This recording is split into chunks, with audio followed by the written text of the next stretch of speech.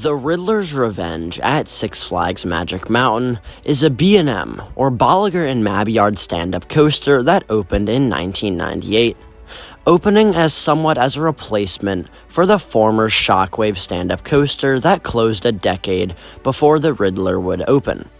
This coaster would be much taller than the original park stand-up coaster with a max height of 156 feet, a max drop of 146 feet, a top speed of 65 miles an hour, and a track length of 4,370 feet of track. Also featuring 6 inversions, this would be the world's tallest, fastest, and longest stand-up coaster in the world when it opened, just fitting for the park that at the time was known as the Extreme Park as touted by Six Flags. Opening in 1998 with a cost of $14 million US, which is about equivalent to $24 million today, which is a lot of money. However, at the time, this was the park's most expensive addition, which is hilarious considering what they would go on to add just a few years down the road. The Riddler's Revenge is located in the metropolis area of Six Flags Magic Mountain, originally opening with the park as the Monterey Landing, then being rethemed in 1998 with the addition of this coaster to the movie district, and finally being rethemed once again in 2017 to the metropolis area with the addition of the Justice League Dark Ride. This area of the park definitely isn't perfect, and it does feel a little bit old and tacky. However, it definitely has and gives off a really strong DC feel and vibe in the Riddler's Revenge with how loud it is, how tall it is, and how beautiful it looks with those green and yellow colors really does stand out, and it fits the area perfectly. As you crest the top of the Riddler Revenge's lift hill, you get a great view of Six Flags Magic Mountain and begin to dive down your first drop. As you curl to the left and bank heavily, you reach your top speed and fly into your first inversion, a gigantic vertical loop that wraps around the lift hill.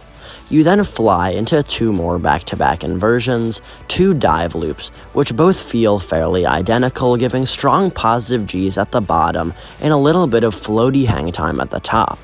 You then get sent through an incline loop, which is very smooth and provides some strong positive Gs as you fly up and turn into your mid-course brake run.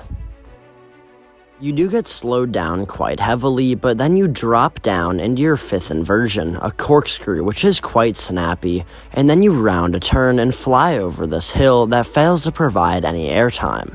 You then roll through a slow upwards helix that fails to be exciting or deliver positive Gs as you drop to the ground in a diving turn and experience your 6th and final inversion, another corkscrew which provides strong positive Gs as you turn upwards and slam into the brake run, ending your ride experience. Now, I've purposefully saved this for last, but as most coaster enthusiasts would already tell you, the Achilles heel of any true stand-up coaster lies within the stand-up design itself. You do end up standing on this bicycle seat with an over-the-shoulder-like restraint right around your head. Luckily for Riddler, there is no headbanging as this coaster is perfectly smooth. However, it can get painful down on the bicycle seat during moments of high positive G forces, and that happens a lot on the Riddler. Between its 6 inversions, tight valleys, and fast speeds, your legs and your groin region can get crushed and it can hurt quite bad. It also doesn't help that the Riddler's Revenge is a very long coaster, and if the bicycle seat isn't set up just perfect for you, you might have to endure that pain throughout the entire 3-minute experience. And I know that all these people have different ways of getting the bicycle seat perfectly set. However, for me, that rarely works, and I've gotten 2 rides on 2 different stand-up coasters. My first experience was the Green Lantern at Six Flags Great Adventure, and I actually did enjoy it. But about 2 years later, I got to experience the Riddler's Revenge, and let's just say it wasn't nearly as comfortable or enjoyable as the one in New Jersey. Despite that, I didn't let this stand-up aspect and the pain I experienced from it impact my ride on the Riddler's Revenge too much, so I think I still do have a fairly high opinion on the ride. After discussing everything you need to know about the Riddler's Revenge at Six Flags Magic Mountain, I'm here to give it a final score, and in my opinion, the Riddler's Revenge will be receiving a 7.5 out of 10. Between its long, sprawling layout, its intense 6 inversions, its monstrous height, and its very fast speed with good pacing throughout, this is probably my favorite stand-up coaster. However, I cannot give it much higher of a score than a 7.5 because of the pain that it can cause you with the bicycle seat.